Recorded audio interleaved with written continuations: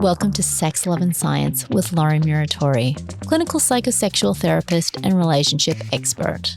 This podcast explores sexuality, relationships, and the many facets in between, aiming to normalize sexual conversations, issues that we all face. Let's take the taboo out of sexuality and open up the conversations for a better sexual existence. I would like to begin by acknowledging the traditional owners of the land on which we are meeting today, the Wurundjeri people of the Kulin Nation. I pay my respects to their elders, past, present, and emerging. All right, welcome back to Season 3 of Sex, Love and Science. I'm really excited for this episode because I have Artemisia de Vine here. Now, she's going to talk about sexual fantasies, and she's the world's, I'd say, fantasy expert, fantasy guru. She has a method of exploring fantasies. I think you also have the School of Eros. Is that still correct? Yes, I call it the divinery now. The divine. Okay. So Artemisia has her own school. She educates sexologists, therapists, and the world on sexual fantasies. Hopefully I've included everything, Artemisia. You've been doing this for a very long time as well. So is there anything else that I've missed? No, that was an excellent introduction. Thank you so much for welcoming me. So the point of today's episode is really to give listeners an understanding about sexual fantasies because it's not something many people talk about.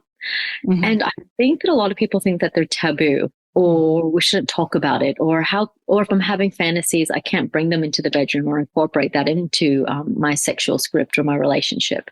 So I'm really keen to hear as much as you've got time for today on this topic. Well, let's dive in because it's such a juicy topic. Oh. Sexual fantasies actually unlock so much more than you think they would. They're so much more important than given credit for. They're amazing. Tell me what they unlock. What they unlock is actually, I need to give you a little bit of a background before we even get to that point. Okay. You can tell I'm wanting the juicy bits. You're wanting the juicy bits straight away. Yes, absolutely. But they help us understand how our eroticism works in general, not just in when we're thinking about fantasies. They help us understand what we need to process in order to lose ourselves in the moment. Whoa. That's powerful. Yeah, right. And it helps us understand how we've accidentally been trying to give our lover what we need to lose ourselves in the moment when they have a different narrative going on in the background of their mind. So this is like a really powerful way of understanding each other and being able to create the kind of intimacy that you wanted all along with each other. So I'm really excited to tell you about that. But first of all, let's talk about what sexual fantasies are because people get very confused about what they even are. Let's start there. Yes, let's start there. So sexual fantasies are the mental part of what turns us on. So sometimes you can be focusing on your partner and what they look like and the quality of attention you're getting from them. And sometimes, it could be angry sex, it could be romantic sex, but it's still your focus is on the attention and the energy between you. And that might be your doorway into your aroused state. Sometimes you might be focused on your senses, like you become turned on because you're focusing on the quality of touch, the sounds you're hearing, the smells, tastes, that sort of thing. And you're focused really on that. But the thing that turns us on the most is actually the meaning-making story we project onto those moments. And sometimes they're really obvious stories, like, I'm imagining you being the fireman rescuing me right now. Or I'm imagining we're actually in a threesome. Or I'm imagining that I'm cheating on you. Or it can just be much more subtle than that. I'm imagining that the way you looked at me means that you think I'm a brilliant provider. And that makes me feel big and important about myself. And that's a much more subtle layer of it. But it's these meaning-making stories in the background of the moment that turn us on. They're the things that help us move from closed off to uninhibited and flapping all of our jiggly bits like no one's watching. Wow. So this is the interpret, like what I'm hearing is, so we have to kind of almost from childhood, I want to say, like whatever we didn't get or what we need to be, or we need to, I guess, we're imagining ourselves, we're giving ourselves what we never had. I love that you brought that up, because that's actually a really common way of looking at things. And you're right. Of course, that stuff plays into our turn-ons. Of course it does. But I'm wanting to decenter that as the main reason that we have sexual fantasies. That's what's so radical about my perspective. And my perspective doesn't come from a university. I mean, I did all of, I'm a somatic sexologist. I did all sorts of studies for 30 years. But actually, the most important things that I learned was from the 12 years that I did sex work and was a professional dominatrix, where I was literally paid to become the sexual fantasy of thousands of people. And when I'm also, trained in anthropology. So when I'm when I'm close up and living this and watching the reactions of people and seeing what happens when you approach things this way or that way, I learned an awful lot that way. And that's how I'm able to offer a different perspective. And I noticed that the dominant theories that want to say, hey, this is just compensating for something in our childhood, were only partially right. And if we focused on that as the main reason for having our fantasy, it did not translate properly in the actual play. It didn't take us where we needed to go. If I understood them through a different lens, if I understood them as stories that are designed to change our consciousness from one state to another. So that changed everything, because then I go, okay, of course, it's changing me from being, in my normal everyday mum, do the dishes, do the taxes state to, no, now I am a nymphomaniac, having group sex. Like it's moving you from one. You think differently when you're aroused, don't you? Yeah. It's a change of state of consciousness. You think differently. You feel your nerve endings respond differently. Your emotions respond differently.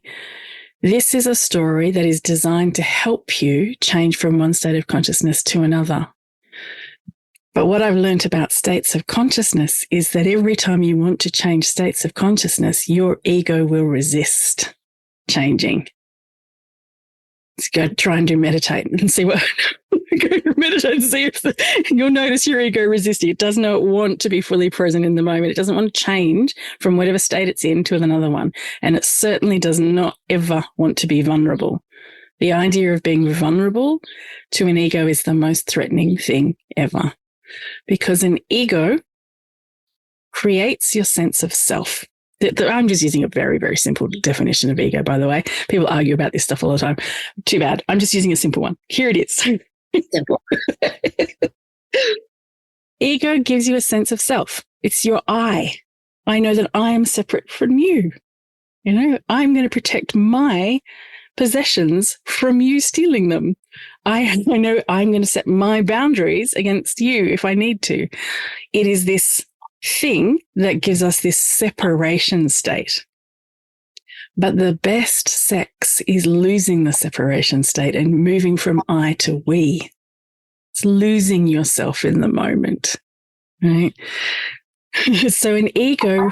That losing yourself in the moment. Right? Losing your actual self, your ego in the moment. And an ego's job is good. Like an ego is a good thing. You need it to function in the world. Otherwise, you don't remember to lock your car door. You just don't think to protect it from other people. Like it's really important. But its job is to keep you inside the castle walls, right? And it's very vigilant about protecting your self-identity, your self-worth, and your social status. That's its whole job for existing. But desire comes along and creates this lovely little love story. It whispers into ego's ear. And this is what your sexual fantasy really is. And it says, oh, ego, darling, you're afraid that your stretch marks are not pretty enough and that you're not going to be desirable. Oh, darling, let me create a story that includes your fear and helps you overcome it so that you can let go. Oh, darling, your ego, you're so afraid that, if you howl like a wolf, you're going to lose face. Yep. Yep. Heard that before. Then it'll tell a story about somehow making that okay, right? And what I really want to say that is radical about my offering, my new way of offering what sexual fantasies is to the whole world, is that decentering the childhood stuff depathologizes it. I'm arguing that even if you had the most perfect childhood and the society that accepted your sexuality and never shamed you for it, you would still have obstacles that need to be overcome, and your desire would create stories, ego-centered stories, in order to be able to include ego's fear and transform it, the poison, and the solution to that poison, the antidote, so that you can let go and have a wonderful time, connect with yourself, with your partner, and with life itself, which is, a pretty radical way of looking at how sexual fantasies work. But it's also de-shaming, because suddenly you realize those themes that you thought made you a bad person for thinking them. You realize, oh no, that was just my ego's fear. It had to be included in the story so that it could be transformed, so I could let go. I'm not a bad person. That's actually really normal and really healthy. And I'm sure that's where people can get tripped up. It is. That would be a hiccup I'd imagine, for people to get through. And I love what you're describing, because in clinical practice, I'd say most people will be sitting in my office and they'll say, I want to just let go. Mm-hmm. Yeah, right. I just want it to just be. I just want it organic. I just want to be in the moment. Mm-hmm. And that really resonates very strong with how you're describing. I do love your I love radical ideas, and I love yours. Thank you so much. Thank you. I've got more. Do you want more? Because it complements what people are needing to hear. Yeah. Yeah. Isn't that what we all want? We just want that moment where we get to be our true self and seen for who we are and just let go in dance like nobody's watching that. So there's a little bit more to this theory, and it's really helpful me. The first thing that I've just told you, well, the thing is, here we go. There's 3 paradoxes that sexual fantasies resolve. And these 3 paradoxes are inherent to sex, and they would be there even if you had the perfect childhood and the perfect society. Yeah. So again, it's not pathologizing your fantasies. They are normal and healthy, and in fact, incredibly wise, and can take you to the places that you long to feel most. So the first paradox is yourself against yourself. Like, I've got to protect my ego and I've got to stay separate, and I can't lose my dignity, damn it. And I want to lose my dignity so that I can connect with you. I want to just let loose, like this incredible friction between the two. And they're both right. That's what a paradox is. It's 2 contradictory rights. They're not one wrong and a right. It's 2 rights. I should protect myself, and I need to let go. How am I going to do this? How am I going to create a story that allows me to be able to do this? That's the first one. The second paradox is, okay, great. I need to be able to follow my own story, my own internal erotic narrative, because it is the exact story that my ego needs to hear to let go. I have to follow my story, not your story, or I can't connect with you. But the whole point of doing this is so that we can be in the zone together, so we can connect, so we can feel this together. But your narrative is different to mine. Whose should we focus on? Yours or mine?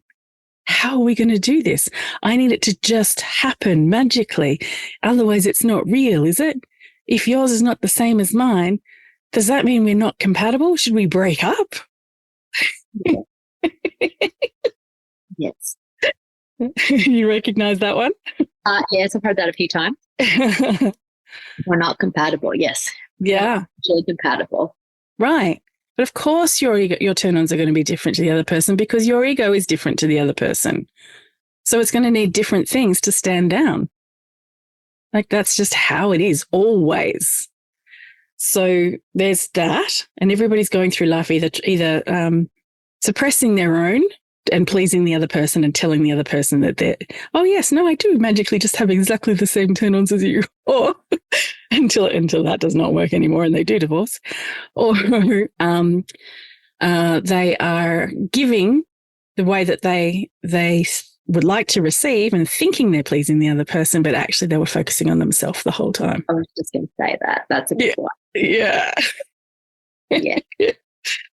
So that paradox is there in sex, and it's resolved by sexual fantasies. They tell stories about that. Like an example of that would be sexual fantasies around being used or dominated, right? If somebody else is dominating me, like I'm now fantasizing about it. It's not real life. I'm now fantasizing about somebody dominating me and using me. That means that they're doing exactly what they need, and I don't have to caretake their needs whatsoever because they're being selfish. That's what a dominant person who's using you is literally doing. They're just using you to get their own needs met. But the fantasy is that they're using you. In reality, they just happen to, like in the fantasy, they happen to be magically doing exactly what you need them to do to feel good.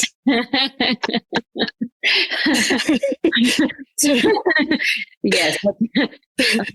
Quite ironic, isn't it?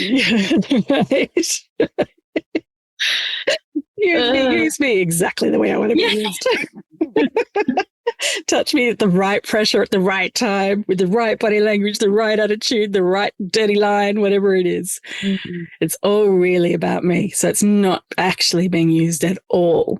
It's the exact opposite. It's giving you permission to not try to let go of caretaking the other person so you can focus on yourself and follow it till you let go. That's what that fantasy is all about. Bringing that to life is a little bit of an art form. I teach that too. How do you do that? How do you bring that to life in a way? Because most people make a mistake, don't they? They make a mistake of, oh, honey, I have this fantasy of wanting to be used and tied up and objectified. Can you do that for me? Because it turns me on so much. And so the lover goes, wow, I don't really want to hurt you. And actually, I'm a bit nervous about it, but okay, it's your turn on. I'll do that. I'll use you then. And then they take it literally and they actually use the person because that's what you told me turns you on. I just gave you what you wanted. And yet it's not. It's not like the fantasy at all. You don't feel what you thought you would feel because you didn't get your needs met. You didn't get your poison and your antidote. You only got your poison. And I guess another example of that would be when the other person doesn't want to actually do the fantasy because they don't, right? So that kind of is almost the same thing, would you say? Oh, they go, I'm not going to do the fantasy because I don't want you thinking about those dirty things, those things. I only want you to be worshipped and get off on being adored like a goddess. I don't want you to submit. That's bad. I don't want you thinking about those things. Can you hear how that's absolutely shaming that person's way of getting where they need to go? Exactly. So it's quite a tricky task to navigate because if you don't accept the challenge, you can run the risk of shaming. Mm-hmm. It's awful. And if you take it on board, you also run the risk of doing it wrong. Mm-hmm. That's right. It is a little bit of there's some skills in learning how to bring sexual fantasies to life, and they are learnable skills. But part of the process of what I'm doing, and my book is coming out mid next year. It's called The Spirituality of Smut, The Paradoxical Wisdom of Sexual Fantasies. And part of what I do and what I teach is how do you actually have different turn-ons and meet each other in them and feel like you're both in the zone, not one person watching their clock going, okay, I'll do this for you. It's your turn on. But I'm really just role playing because it isn't over yet. Yeah. How do you actually be in the zone together? That's the whole point, right? The whole point of doing it is so that you can feel like you're in this together. That's one of the things that I'm teaching people how to do. Can I just pause you, because that sounds really important, because what you're saying is, for how can these two stories coexist together and be magic for both people? So I'd love to pop that in the show notes of where people can access that information and do your course, because I think that's incredibly valid for, I would say, anybody, firstly, but for those who are just really, important, curious about the space. So yeah, I'll pop that in there. Yeah, that'd be great if you can do that. Yeah. I've got a freebie to offer later too, so that people can actually just go and start figuring out their own wiring, just a way to begin. So, and you can find that at myfantasies.com. But if you want coaching, just come to my website, which is my name, artemisiadevine.com. But yes, we can talk about that later, and you can keep in touch also on my Substack, which is free. I'm already sharing snippets of my book on there. So there's going to be tips for you to how to do things on there. So get your hands on that. There's a third paradox though. I want to include that. And yes, please. Sorry for interrupting. No, that's okay. The third paradox that is inherent to sex, and is not because you've had trauma or a bad childhood, is that there is always an inherent conflict of interest between what is best for the individual versus what is best for the community. Ooh, okay. And this too has to be processed through sexual fantasies in order to allow yourself to feel desire. Because this is the question we have to ask at the beginning of understanding any particular fantasy. You always ask yourself, I need to follow my desire to get there. If I follow my desire, how do I fear that I am going to harm my own ego, harm my lover, or harm the fabric of society? And how has this fantasy resolved this so that I can follow my desire? Oh, okay. I see where you're going, I think. Yeah. Okay. So the community one is, well, we don't trust our desire, do we? Like, we're all trying to get our desires met constantly. We're trying to manifest, or whatever the latest trend is of trying to get our needs met. And yet we think that, oh no, I can't, I can't just follow my desire. Desire doesn't understand consent or diabetes or even gravity. How can I follow my desire? I'm going to create harm. And the world wants one thing for how how we should behave sexually. It's inappropriate, for instance, to start masturbating in the middle of a funeral. Not exactly socially acceptable. Oh. Although we might argue that it's perfectly, logically, if we were just using logic, that's a perfectly healthy way to process grief. Sex and death have always been connected. And if we didn't shame it, perhaps it would actually be a healthy thing to do. And perhaps sometime in the future, there will be a culture that does. But in this circumstance, it's not exactly. Not today's world. Not exactly, no. But there's this inner conflict happening all the time. If I follow my desire, would I pay tax? Hell no. And then I'd wonder why there's no roads. Like, if I only followed my desire, I would run the red light, and perhaps there would be accidents. Like, because I just want to get there quicker. And there's constantly this, and it plays out in, like, it's in the best interest of the soldier to protect the individual life of the soldier. It is in the best interest of the army that soldier obeys blindly so that the collective army is stronger and the community might survive, has a better chance of surviving. There is always this conflict going on, and societal attitudes towards sex, well, they've got the best interests of society involved, haven't they? Not what your desire wants in the moment. They'll say you can have sex with this kind of person, not that kind of person. Right? They're not from your class. They're not from your race. They're not from whatever it is that. Exactly. A being ageist and body shaming, and right, it's kind of what you're talking about. It's just all the rules and that we are subconsciously asked to follow. Right. And I should, because I am this gender, I have been told I need to make this kind of contribution to society. And if I break out of that role, I lose my social status as a result. Like, absolutely. And that ties so much into sexuality for those, if we're looking at binary genders. Yeah. And even for non-binary genders, that'll still play out. Yeah. It'll, but let's think about a binary gender example, for instance. Like, remember how, to let go, you have to be vulnerable. A man is told, never be vulnerable. Don't you cry. You don't cry. Don't you cry. Don't you ever show your vulnerability. You're the one that has to guide somebody else into their vulnerability and protect them, right? You can't be vulnerable yourself.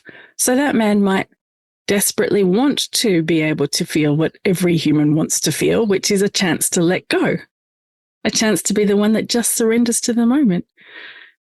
Lets the inhibitions go, lose himself. So he might have to include that in the story. The sexual fantasy might be, okay, you're afraid that if you're vulnerable, that makes you girly. Let's have a sexual fantasy of you wearing pink panties then and being called a sissy. And that's your poison. That's the thing that your ego fears will happen if you let yourself be vulnerable. But there's the antidote as well. But somehow, while you get full center attention of whoever made you wear those panties, and they're actually making you do all of the sexual things that you really wanted to do and experience all of the things that you really wanted to experience. So it's okay, I'm living out what I thought would happen, the loss of social status, the loss of identity. This other thing, it comes out in all sorts of fantasies, like anything that is taboo. Anything that is taboo is inherently, what is taboo? It's going against the social norms. So we want more. And that's where you get fantasies about, having sex with your stepmother, when in fact, in real life, you don't want to have sex with your stepmother, but the idea of it, the idea of the story of it. In the fantasy, the stepmother magically looks like someone completely different. But yeah. Out of curiosity, in the example that you gave with the male who was fantasizing and he's talked about the pink panties and being called a sissy, what do you think would tip him over the edge to be able to find the bravery to be vulnerable to do that? So I don't try and I don't try and change the fantasies. This is one of the things I learned as a sex worker, to trust the fantasies. But I don't try and live them out exactly as they are in their mind's eye either. What I do is I listen to, what is that underlying narrative? How did that fantasy how did it include the poison and the antidote for them? How can we create a play game consensually that is, game? It's safe. We can do this within this container. That will create the same effect for this person. And that means that I don't have to role play the pink panty game every single night, because that could get boring. Yeah. But I now know the psychological mechanism that created that. And once I know that theme, I can create a billion different stories that is a fractal of that same theme. Got it. And I guess, so what would give that person the ability to even just talk about that fantasy would be able to put all those conditions into place and to ask the right questions by the sound of it. That's the art form. That's what I learned how to do in the divinery. When I was a sex worker and a professional dominatrix, I had a venue in Sydney it had different themed rooms. It had a dungeon, and it had a massage room and a sensual bedroom and domestic discipline room. There's all of these spaces for people to experience different kinds of erotic narratives. And I would sit them down and have a little tea ceremony when they first arrived. And we would have a conversation about their sexual fantasies. And even when they thought they didn't have sexual fantasies, I developed techniques to help them become conscious of their unconscious meaning-making narratives in the background of the moment. Okay. Right. That's what I was thinking about, is people who might not have the fantasies, or they're so deep inside of them that they can't get them out. Yeah. There's you're right. There's an art form in that. It's absolutely an art form on that. And even people who are completely aware that they have sexual fantasies, they will only tell you the surface level. They don't see the underlying themes that are happening underneath. But I was bringing together my expertise in understanding how consciousness changes and my expertise in how I understand how stories work. And in any story, a writer will include an awful lot of things beneath the surface to make it work. And that's the thing I was looking for when I was hearing their sexual fantasy. Because sexual fantasies are just stories. I was hearing that. How does this work? What's the overall theme? And what is actually happening to create the right conditions for them? Then I would not act. I wouldn't go into faking it. I would go into play. And I would draw on my own desire in that moment, but I understood what the theme was and what the mechanism was. And I would find what I wanted to do to play with that theme in the moment to get the result from them that I wanted. And that took us both down the rabbit hole together. Like, we would end up having extraordinary experiences. Somebody I just met an hour or two ago who came in and didn't have any more conscious awareness other than he wanted to be with a blonde with big boobs. And an hour or two later, we're staring at each other with tears in our eyes and wonder, because we've both genuinely let our guards down and we can see each other and we can celebrate and enjoy each other because I followed this underlying map that was inside the fantasy all along. And the way you're describing this, can't help being a therapist, right? I'm just thinking about, what it would take for each individual to kind of conceptualize this and how they can help one another, right? For, say, the average couple who, are trying to have good enough sex and they want to be exploratory, right? That's something we want to explore more. We want to be more, we want to bring fantasies in, but there's so much underneath this. It goes beyond what you're saying. It's not acting. It's not just wearing a nurse uniform. It's actually listening and probing questions to understand what that map is, which is not a skill many people know about or even can do. That's right. That's why I teach the sexperts. I teach sexologists and sex workers and therapists and people who are self-discovery seekers who want to be able to learn, who want to be able to create never-ending dates of self-discovery where their intimacy just gets better and better, and they want to prioritize that. But it's in teaching the experts that I can, that experts can then go and help other people become aware of it when they're ready. So that it's not everybody's going to want to play on this level, to be honest. But I honestly think, though, that if they understood, I'm biased, if they understood what they were getting out of it, they would mortgage the house to come and learn from me because it's actually meeting our true desire. That's the thing we want most in this world. This is learning how to meet our true desire without harming ourselves, without harming our lover, and without harming the fabric of society. That's what else do you want? Yeah. Ooh, my brain's exploding with all this goodness of, thinking about. I just love how you put all of this. It's fun, isn't it? And it's so endlessly fun to play. It's no longer an obligation. This is a self-discovery. This is and a shared self-discovery. And people think that intimacy comes from romantic sex only, and that's one form of having it. But I think that one of the most profound forms of intimacy is to truly see each other's dark, secret corners of your mind, celebrate them, bring them out, welcome them, and actively play with them. It was so powerful to create a space like that in Sydney where people could come and actually have a safe place to be able to do that.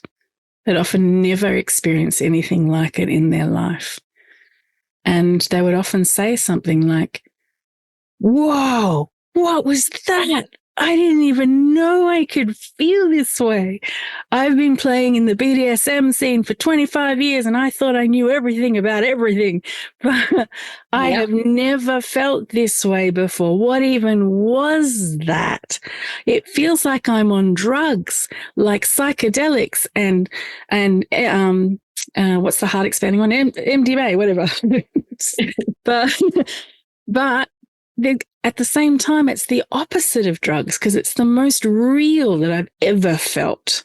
This is who I really am. This is who I was all along.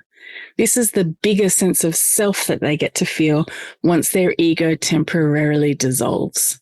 In that example, how many times did he see you before he had that experience? Well, I'm not going to say that every client felt that way, but I had an awfully good hit rate. And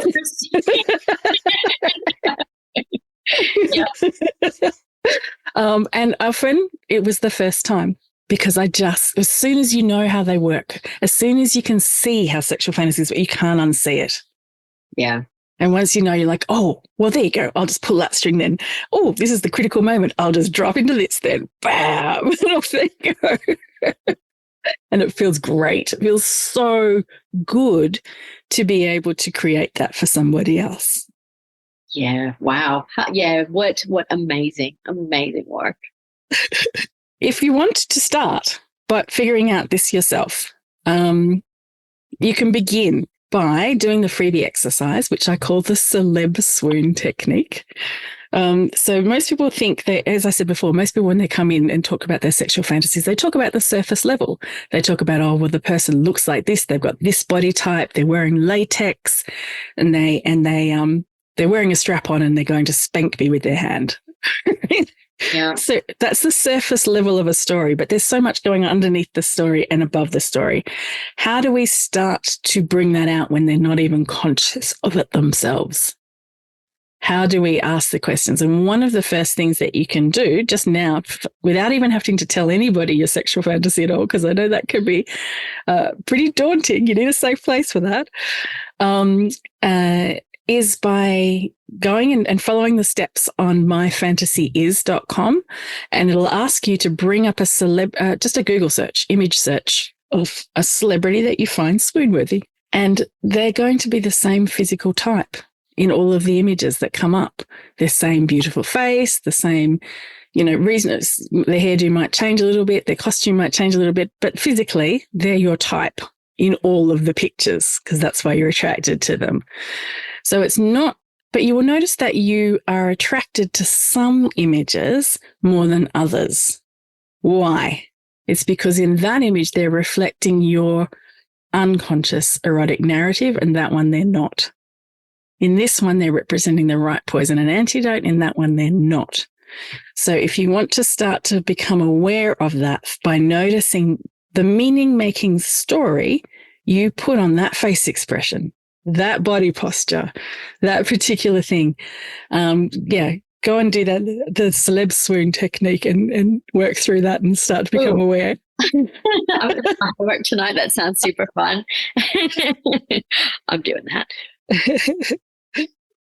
Yeah. And initially that's not going to give you much. That's just going to, if you don't understand the full system, you'll just think, okay, but it still gives you a surprising amount. Just, what does it mean when their eyes, that people will start to notice little details like their eyes look like they're glazed over and that makes me feel as though they think I'm unimportant, where somebody else will go, yeah, their eyes look glazed over, which makes me think that they're haughty and they think they're above me, which means they're using me, which means, if they're using me, their needs are met and I can just submit to them. And of course, they'll give me exactly what I want. And you start to find the whole story just from their eyes being glazed over. That's a big deep dive into some eyes. Yeah, exactly.